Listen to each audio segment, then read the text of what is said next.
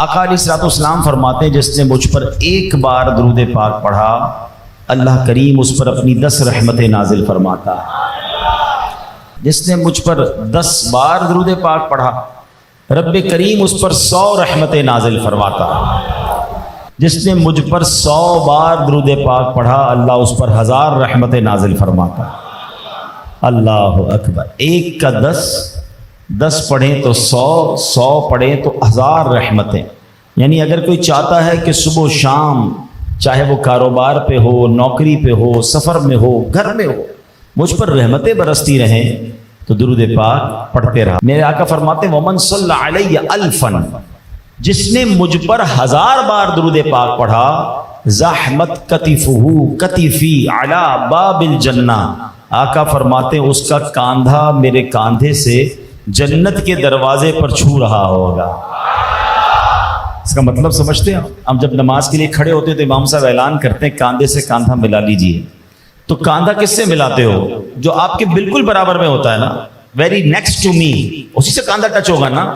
تو آقا فرماتے ہیں جنت میں ایسے ساتھ لے جاؤں گا کہ اس کا کاندھا میرے کاندھے سے ٹچ ہو رہا ہو۔ ہم تو غلام گناہ گار، ہمیں تو آقا پیچھے پیچھے لے جائیں تو بھی ان کی بڑی مہربانی ہے۔ باغ جنت میں محمد مسکراتے جائیں گے، پھول رحمت کے جھڑیں گے، ہم اٹھاتے جائیں گے اور خلد میں ہوگا ہمارا داخلہ اس شان سے یا رسول اللہ کا نعرہ لگاتے جائیں گے، یا رسول اللہ۔ تو اب ہمیں غور کرنا ہے کہ درود پاک نعمت کتنی بڑی ہے، ٹھیک ہے نا؟ تو آپ سوچیں ہم سب کی جو لائف ہے نا وہ ایک ہی بار میں ملی ہے زندگی، اور ایوریج لائف، اوسط لائف 60-65، ماں باپ کی دعا لگ گئی تو 70-75 سال، ورنہ 60-65 سال ایوریج لائف ہے۔ اب ان 60-65 سالوں میں 8 گھنٹے تو ہم سونے میں گزار دیتے ہیں، اگر ایوریج 8 گھنٹے نکالیں 24 گھنٹے میں سے تو 20 سال تو یہ نکل گئے، ٹھیک ہے جناب؟ 14-15 سال عقل آنے میں لگے تو وہ بھی نکال دیں، تو بچے تھوڑے سے سال، اب وہ بھی ہوٹلوں پہ بیٹھ کر گپ شپ کر کے فضول کاموں میں موبائل فون پر گھنٹوں نکال دیے، تو پھر اللہ کی بارگاہ میں کیا لے کے جائیں گے؟ وہاں پھر آپ کے پاس نیکیوں کا کتنا خزانہ ہوگا؟ ہمارے بزرگان دین اس زندگی کو کتنی بڑی نعمت سمجھتے تھے اور کس طرح ایک ایک لمحے کو استعمال کرتے تھے، فضول کام نہیں کرتے تھے، کیونکہ یہ سانسیں چلی گئی پھر تھوڑی آنی ہے۔ ساری رات بیٹھے، اب ساری رات بیٹھ کر کیا کیا؟ کبھی اکیلے رات کو گھر دوستوں میں بیٹھ کر گھر آتے پوچھے تو صحیح اپنے آپ سے، یہ رات جو گزری یہ رات میری نیکیوں میں اضافے کا باعث ہوئی یا بیٹھ کر غیبتیں کر کے، کسی کی برائی کر کے، کسی کا مذاق اڑا کر آج رات بھی گناہوں کا ٹوکرا اٹھا کر آیا ہوں؟ اگر اس کی بجائے 4 تسبیح درود پاک کی، 3-4 تسبیح کلمہ پاک کی پڑھ لیں تو نہ جانے جنت میں کتنے درخت لگ جائیں گے۔ ذرا مل کر کہیے نا سبحان اللہ، اب کہیے الحمدللہ، اب کہیے اللہ اکبر۔ 30 سیکنڈ نہیں لگے، اپنی جگہ سے آپ اٹھے بھی نہیں ہیں، پسینہ بھی نہیں بہا، کوئی محنت بھی نہیں کی، مگر آپ کو پتہ ہے کیا کما لیا آپ نے؟ میرے نبی علیہ الصلوۃ والسلام کے سچے وعدے ہیں، جو ایک بار سبحان اللہ کہے اس کے لیے جنت میں درخت لگا دیا جاتا ہے، ایک بار الحمدللہ کہے جنت میں درخت، ایک بار اللہ اکبر کہے جنت میں درخت۔ اب سچ بتاؤ کہ جو ساری رات سارا دن جب موقع ملے وقت ضائع کرتا ہے وہ کتنا محروم ہے۔ اگر آپ ذکر الہی کی عادت ڈال لیں، درود پاک کی عادت ڈال لیں، بہت سارے غم دنیا کے بھی دور ہو جائیں گے، اور جب قیامت کے دن ثواب کے پہاڑ دیکھیں گے نا تو دل باغ باغ ہو جائے گا۔ اللہ مجھے بھی فضول باتوں سے بچ کر اپنا اور اپنے حبیب علیہ الصلوۃ والسلام کا ذکر کرنے کی توفیق نصیب فرمائے، آپ کو بھی نصیب فرمائے۔ آج ہم خاص طور پہ کعبہ مشرفہ کی بات کریں گے۔ دنیا میں، کائنات میں سب سے پہلا جو اللہ کا گھر ہے وہ کعبہ مشرفہ ہے، سب سے افضل جو اللہ کا گھر ہے وہ بھی کعبہ مشرفہ ہے، مکہ پاک میں جو موجود ہے۔ اللہ کریم نے قرآن مجید فرقان حمید میں کیا خوبصورت انداز میں کعبے کا ذکر کیا۔ رب کریم ارشاد فرماتا ہے ان اول بیت وضع للناس للذی ببکۃ مبارکا وہدی للعالمین۔ اللہ فرماتا ہے بے شک سب سے پہلا گھر جو لوگوں کی عبادت کے لیے بنایا گیا وہ ہے جو مکے میں ہے، برکت والا ہے اور سارے جہان والوں کے لیے ہدایت ہے۔ فیہ آیات بینات مقام ابراہیم، اللہ فرماتا ہے اور اس میں کھلی نشانیاں ہیں ابراہیم کہ کھڑے ہونے کی جگہ ہے۔ ومن دخلہ کان آمنا، فرمایا جو اس میں داخل ہو گیا امن والا ہو گیا۔ وَلِلَّهِ عَلَى النَّاسِ حِجُّ الْبَيْتِ مَنِ اسْتَطَاعَ إِلَيْهِ سَبِيلًا، اللہ فرماتا ہے اور اللہ کے لیے لوگوں پر اس گھر کا حج کرنا فرض ہے جو اس تک پہنچنے کی طاقت رکھتا ہو۔ وَمَن كَفَرَ فَإِنَّ اللَّهَ غَنِيٌّ عَنِ الْعَالَمِينَ، اور جو اس کا انکار کرے تو اللہ سارے جہان سے بے پرواہ ہے۔ تو اے میرے پیارے اسلامی بھائیوں، کیا بات ہے کعبے کی، خدا کی قسم ہزاروں بار تصویر میں دیکھا ہو، مگر جب انسان خود کعبے کے سامنے جا کر کھڑا ہو جاتا ہے تو اس کی کیفیت ہی بدل جاتی ہے۔ اور کعبہ مشرفہ کے سامنے جا کر جو اپنے گناہ یاد آتے ہیں، کبھی کبھی تو رونگٹے کھڑے ہو جاتے ہیں، اپنی اوقات لگ پتا جاتی ہے، بندہ اتنا چھوٹا سا اپنے آپ کو فیل کرتا ہے، تھوڑی دیر تک تو یقین ہی نہیں آتا کہ کیا میں واقعی کعبہ مشرفہ کے سامنے کھڑا ہوں جہاں خاص رحمت الہی کا ہر وقت نزول ہو رہا ہے۔ اور سبحان اللہ، یاد رہے کہ کعبہ مشرفہ پر جب پہلی نظر پڑتی ہے تو جو دعا مانگی جائے وہ دعا قبول ہو جاتی ہے۔ جب پہلی نظر میں اس کعبے پہ جائے گی، جب پہلی نظر میں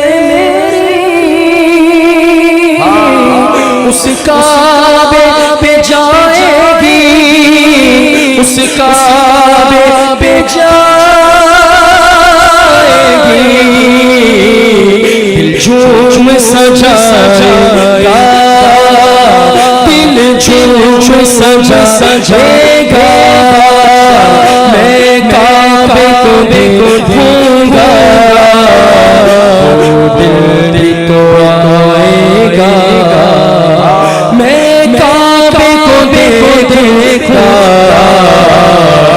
لا بولو لا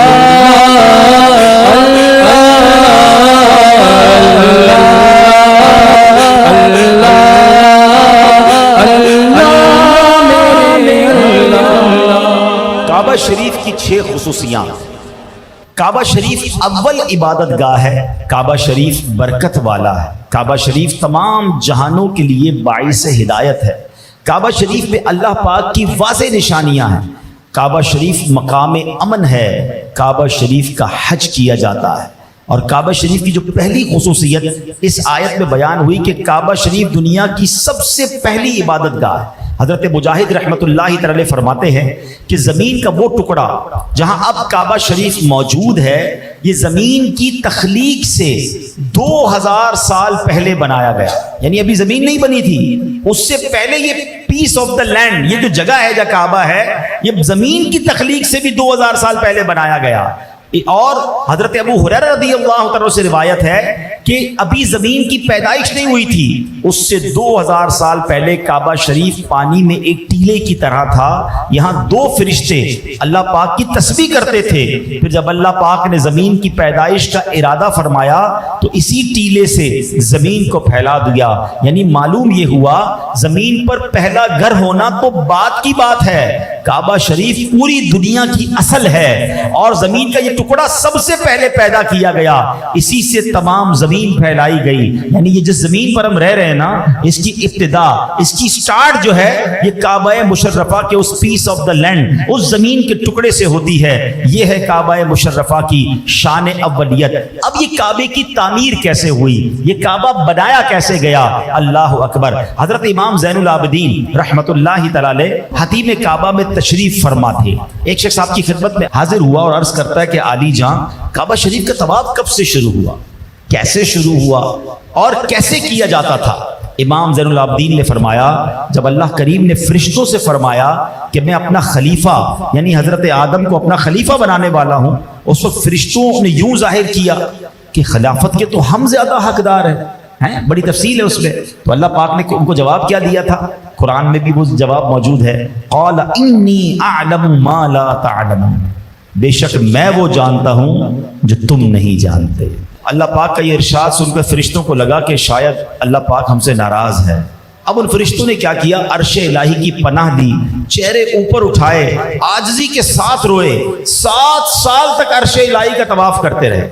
آخر اللہ پاک نے ان کی طرف نظر رحمت فرمائی اور فرمایا کہ عرش کے نیچے ان کے لیے 4 ستونوں والا زبرجد کا ایک گھر بنایا اور فرشتوں سے فرمایا کہ اس گھر کا طواف کرو. فرشتے اس کا طواف کرنے لگے. اس کو بیت المعمور کہا جاتا ہے. یاد رہے کہ فرشتوں کا بھی ایک قبلہ ہے 7ویں آسمان پر کہ جہاں فرشتے طواف کرتے ہیں, 7 آسمان سے اوپر عرش الہی کے نیچے. اب کیا ہوا, اللہ پاک نے اب کچھ فرشتوں کو زمین پر بھیجا اور حکم دیا کہ بیت المعمور کی سائز کا زمین میں بھی ایک گھر بناؤ. اب جب یہ گھر تعبیر ہو گیا تو اللہ پاک نے زمین کی مخلوق کو حکم دیا کہ جیسے آسمان والے فرشتے بیت المعمور کا طواف کرتے ہیں تم زمین والے اس گھر کا طواف کرو. تو اب پتہ یہ چلا کہ پہلے انسان تو دنیا میں نہیں آئے, جو یہ جانور اور زمین کی مخلوق تھی نا, یہ کعبہ مشرفہ کا یہ بھی طواف کرتے تھے. ایک روایت کے مطابق حضرت آدم علیہ السلام کی پیدائش سے 2000 سال پہلے بیت المعمور کی بالکل سیدھ میں فرشتوں نے کعبے کی عمارت بنائی. یہ بالکل بیت المعمور کی عمارت کی سائز کے برابر تھا. اس وقت کعبہ شریف کا طواف صرف زمینی فرشتے کرتے تھے, مگر اس کا حج زمین اور آسمان کے فرشتے کیا کرتے تھے. یعنی حضرت آدم آئے نہیں ہیں, انسان اس دنیا میں نہیں ہے, کعبہ بن چکا ہے اور فرشتے اس کا طواف کر رہے ہیں, فرشتے اس کا حج کر رہے ہیں. تو پتہ چلا کہ یہ کعبہ مشرفہ اتنی قدیم عمارت ہے اور اتنی مبارک عمارت ہے. اچھا پھر ایک وقت ایسا آیا کہ کعبہ مشرفہ چلتا رہا, حضرت آدم نے بھی پھر اس کی تعمیر کی, اس کے بعد لوگ اس کا حج کرنے آتے, طواف کرتے تھے. اب کعبہ مشرفہ کے دور میں یعنی اس پورے ٹینیور میں حضرت نوح علیہ السلام کا دور آ گیا. اچھا اس میں اتنا خطرناک طوفان آیا کہ پوری دنیا ہی گویا اس پہ ڈوب گئی. اب طوفان آیا, کعبے کا نام و نشان بظاہر نظر نہیں آتا تھا. اب حضرت ابراہیم کا دور آیا, حضرت ابراہیم خلیل اللہ علیہ نبینا علیہ الصلوۃ والسلام. اللہ اکبر, کیا کمال کی ہستی ہیں. آپ یقین کریں سارے نبیوں کو ضرور پڑھیں اور سب سے زیادہ تو ہمیں ہمارے آقا جناب رسول اللہ صلی اللہ علیہ وسلم کی سیرت کو پڑھنا چاہیے. مگر نبی پاک کی سیرت کے بعد سب سے زیادہ جس کی سیرت کو پڑھنے کی حاجت ہے نا وہ حضرت ابراہیم علیہ الصلوۃ والسلام. اللہ اکبر, امیزنگ پرسنالٹی. آپ کی زندگی کے ایسے واقعات ہیں کہ عقل حیران ہو جاتی ہے. آپ کو پتہ ہے آپ کی عمر 17-18 سال تھی اور نمرود نے آپ کو آگ میں ڈالنے کا فیصلہ کیا کہ بتوں کو خدا مانو, اپنے رب کا انکار کرو, اللہ کا انکار کرو. اور آگ کتنی تھی کہ آسمان سے باتیں کرتی ہے. 17-18 سال کے نوجوان کا ایمان اور یقین کتنا مضبوط ہو سکتا ہے. مگر حضرت ابراہیم کوئی عام انسان نہ تھے, آپ چنے ہوئے تھے, آپ خلیل اللہ تھے. آپ نے کہا آگ میں ڈالنا ہے تو ڈال دے, میں نے رب کا انکار نہیں کرنا. کیسا توکل تھا, کیسا یقین تھا. اور جب آپ کو آگ میں ڈالا گیا, آج 1 سیکنڈ 1 منٹ آگ میں ہم اپنا ہاتھ نہیں رکھ سکتے. حضرت ابراہیم 40 دن تک اس آگ میں رہے اور جب باہر نکلتے ہیں تو آپ کا بال بھی بیکا نہیں ہوتا ہے, آپ بالکل صحیح سلامت نکلتے ہیں. کیونکہ وجہ یہ ہوتی ہے کہ رب نے اپنے خلیل کے لیے اس آگ کو باغ بنا دیا, اس آگ کو گلزار بنا دیا.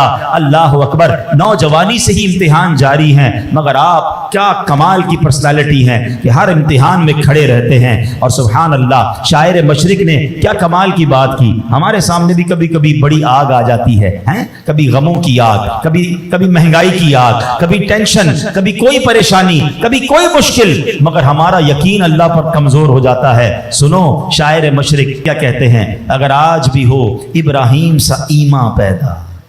ایک شرط ہے, ایمان کون سا چاہیے؟ حضرت ابراہیم جیسا. اللہ پر بھروسہ ایسا ہو جائے نا تو دیکھو آج بھی کیا ہو سکتا ہے. وہ کہتے ہیں اگر آج بھی ہو ابراہیم سا ایمان پیدا, आग कर सकती है अंदाज़े गुलिस्तां पैदा। आज भी तुम्हारे लिए आग जो है वो गुलजार बन जाएगी, मगर पहले दिल में वो ईमान तो लाओ ना। अच्छा, अब आगे बढ़ते हैं। आपके यहाँ शादी आपकी होती है, औलाद नहीं होती है, आपको बेटे की बड़ी तमन्ना है, आप दुआ करते हैं और बार बार दुआ करते हैं, या इस्मा, इस्मा या ईल, इस्मा या ईल। इस्मा के माने हैं सुन ले, ईल ये इब्रानी जबान का लफ्ज है। ऐ मेरे परवरदिगार सुन ले, ऐ मेरे मौला सुन ले। दुआ करते गए, 99 ईयर्स की एज में अल्लाह ने आपको बेटा दिया। जरा सोचो, उस बुढ़ापे में जाकर आपको बेटा मिलता है, बरसों की दुआओं के बाद औलाद मिलती है। किसी के यहाँ औलाद ना हो, 10 साल बाद, 15 साल बाद औलाद जब हो, पूछो माँ बाप से कितना प्यार रहता है। उस बच्चे को तो जमीन पे पैर नहीं रखने देते, बड़ी दुआओं से, बड़ी बन्नतों से आया है। हजरत इब्राहिम की इतनी दुआएं हैं और 99 ईयर्स की एज में औलाद मिलती है। एक मिनट के लिए रुक जाओ, दुआ कौन कर रहा है? अल्लाह के खलील हैं। फिर भी दुआ की कबूलियत में लेट हो रहा है? मगर शिकवा नहीं है, कंप्लेन नहीं है। इधर तो 4 दिन दुआ करे तो बोलते मेरी दुआ ही कबूल नहीं हो रही। मजार पे जाके दुआ करके आया, फला बुजुर्ग मदनी काफले में कहते दावत इस्लामी वाले जाओ, काफले में गया, उधर भी दुआ की, मसला हल नहीं हुआ। थोड़े दिनों में रिजल्ट चाहिए, रिजल्ट ना मिले तो अल्लाह से ही नाराज। अरे अल्लाह के बंदो, किधर गया तुम्हारा भरोसा? अल्लाह नहीं दे रहा, उसमें भी कोई बेहतरी होगी ना, यही मेरे लिए अच्छा होगा।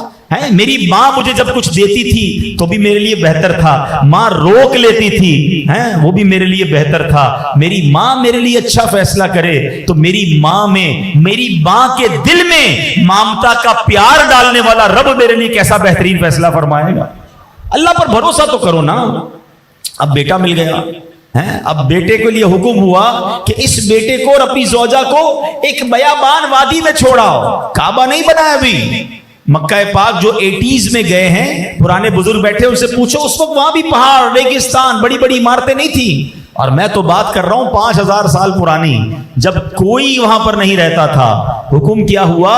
अपनी जोजा, अपने बेटे को यहां छोड़ के चले जाओ। आपने अपनी जोजा को, अपने बेटे को चंद खजूरें, थोड़ा सा सामान, बीबी हाजरा हैं, हजरत इस्माइल हैं, छोड़ के आप जाने लगे। बीबी हाजरा कहती है, इब्राहिम कहां जा रहे हो, किसके हवाले करके जा रहे हो? आपने जवाब नहीं दिया। दोबारा पूछती हैं, ए इब्राहिम बताओ तो सही, हमें यहां क्यों छोड़ के जा रहे हो? कोई जवाब नहीं दिया। 3 बार सवाल किया, कोई जवाब नहीं। अब पूछती है, सिर्फ एक बात का जवाब दे दो, हमें जो यहां आप छोड़कर जा रहे हैं, ये अल्लाह के हुक्म से छोड़ के जा रहे हैं? आप फरमाते, हाँ मेरे रब का हुक्म है। क्या माँ है, क्या बीवी है, क्या वालदा है, क्या बच्चा है? कहते हैं अल्लाह के हुक्म पर छोड़ के जा रहे हैं, फिर अल्लाह ही हमारे लिए काफी है। सिर्फ हजरत इब्राहिम का तवक्कुल का लेवल वो नहीं था, ये खानदान ही निराला है, इस खानदान की कुर्बानियां ही निराली हैं। अब माँ है, बेटा है, 2-4 दिन तो खजूरें चल गई, 2-4 दिन तो पानी भी मुक गया। अब ना पानी है, ना खाना है, तपता सहरा है, सिर्फ पहाड़ है और जनाब बयाबान है। अब कैसे बच्चे को पाला जाए? माँ जिसको बड़ी दुआओं से बच्चा मिला है, जब वो बच्चा रोता होगा तो माँ के दिल पर क्या गुजरती होगी? अब ये माँ एक पहाड़ से दूसरे पहाड़ दौड़ती है और पानी ढूंढती है, पानी नहीं मिलता, फिर उस पहाड़ से दूसरे पहाड़ पे आती है, पानी नहीं मिलता। अब अल्लाह का करम देखो, अल्लाह की अता देखो। वो छोटा बच्चा जो है, जो बिल्कुल काबा शरीफ की मौजूदा इमारत के करीब, उस वक्त इमारत नहीं थी, वो बच्चा पैर रगड़ता है, रोता है। जब भी बच्चा आपने देखा होगा, वो पैर रगड़ता है, प्यास लगी है, वो उस पैर की रगड़ से अल्लाह करीम एक चश्मा जारी करता है, एक ऐसा पानी जारी करता है। आज 5000 साल हो गए हैं, दुनिया में कई बोरिंग्स हुई हैं, दुनिया में कई कुएं खुदे हैं, खुदते हैं, पानी निकलता है। 15, 20, 25 साल में कुआं बंद, बोरिंग 2-5 साल में बंद। अरे बोरिंग का पानी हम एक घर वाले इस्तेमाल करते हैं, वो कैसा चश्मा है? दुनिया के करोड़ों लोग पानी लेके जा रहे हैं, वो चश्मा फिर भी जारी है। वो कौन सा चश्मा है? वो जमजम का पानी है। अच्छा, ये लफ्ज जमजम, ये भी बड़ी इसके पीछे लॉजिक है, इसका नाम कैसे पड़ गया? बीबी हाजरा जब आती हैं तो देखती हैं कि पानी जारी हो गया है, आप खुश हुई, अब पानी आगे बढ़ने लगा। आपने कहा जमजम, इसके माना है रुक जा, रुक रुक। अब ये उनकी जबान से निकलना था, इस कुएं का नाम, इस चश्मे का नाम ही जमजम पड़ गया। अल्लाह अकबर। और अब क्या हुआ? चूंकि पानी आ गया, दुनिया में एक बात थोड़ा सा बच्चों के लिए, जो साइंस के स्टूडेंट हैं या ज्योग्राफी को समझते हैं, जरा उस बात को भी समझो। कभी दुनिया के नक्शे को देखना, आपको दुनिया में वही आबादी नजर आएगी जहां पर पानी होगा। پانی ہے تو زندگی ہے. آپ کو کئی صحرا خالی ملیں گے. بلوچستان کا نقشہ دیکھو, پورا بلوچستان خالی, کیوں؟ پانی نہیں ہے. جہاں پانی ہوگا وہ آپ کو لوگ نظر آ جائیں گے. پوری دنیا کا نقشہ دیکھیں آپ, اور یہ لاجک ہے. اب پانی ہوا تو قافلے گزرے. پانی نظر آیا, قافلے والوں نے کہا ادھر ہی پڑاؤ ڈال دو, پانی بھی ہے. بی بی حاجرہ سے پوچھا, آپ نے اجازت دے دی, اور اب ایک چھوٹا سا گاؤں آباد ہو گیا, کچھ لوگ آباد ہو گئے, آبادی بڑھنے لگی. حضرت ابراہیم واپس آتے ہیں. اب حضرت ابراہیم کو حکم دیا جاتا ہے کعبے کی تعمیر کی جائے. آپ نے فرمایا یا اللہ مجھے تو نہیں پتا کہ کعبے کی دیواروں کی ڈائمنشن کیا ہے. آج کو 200 گز کا 500 گز کا پلاٹ لیتے ہیں تو آپ کو اس کے ساتھ ایک سائٹ پلان ملتا ہے کہ بھائی آپ کے پلاٹ کی سائز یہ ہے, فرنٹ اتنا ہے, سائڈیں اتنی ہیں, اس سے آگے پیچھے مت ہونا ورنہ برابر والا کلیم کر دے گا. ایسا ہی ہے نا. اب یہ کعبے کا پلاٹ بنانا تھا, کعبے کی تعمیر کرنی تھی, سائٹ پلان تو تھا نہیں. حکم یہ ملا کہ اے ابراہیم